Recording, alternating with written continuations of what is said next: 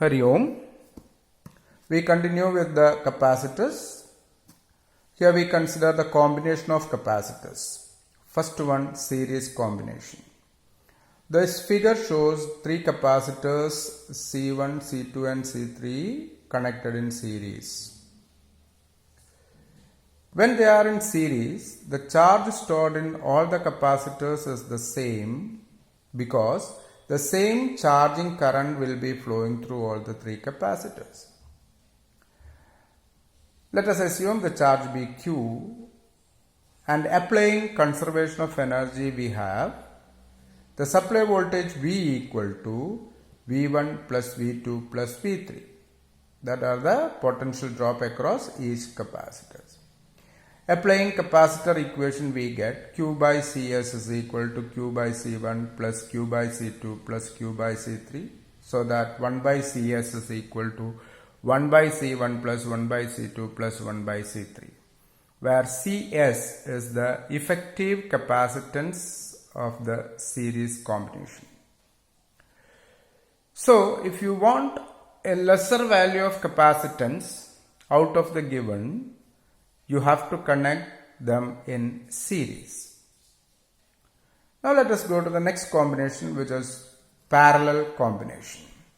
Here the figure shows the parallel combination of three capacitors C1, C2 and C3.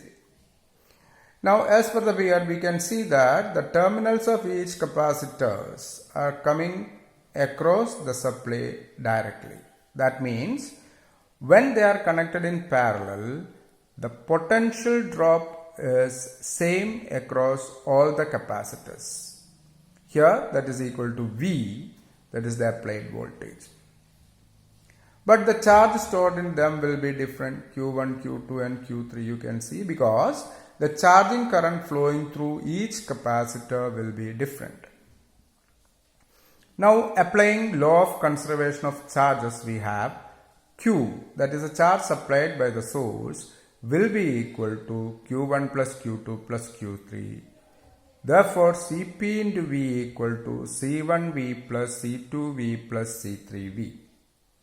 So that Cp equal to C1 plus C2 plus C3, where Cp is the effective capacitance of the parallel combination. Effective capacitance is a single capacitor having a capacitance equal to the actual combination of the capacitances. Now let us consider the point here. Each capacitor, there will be a printed value of potential difference and a capacitance given. For example, 10 volt 10 microfarad.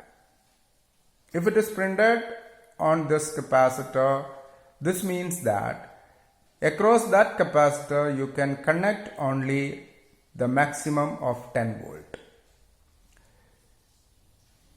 If you connect more than 10 volt across that capacitor will be blasting. And according to the voltage only there will be a capacitance defined, and according to that capacitance only the amount of charge is getting stored in it.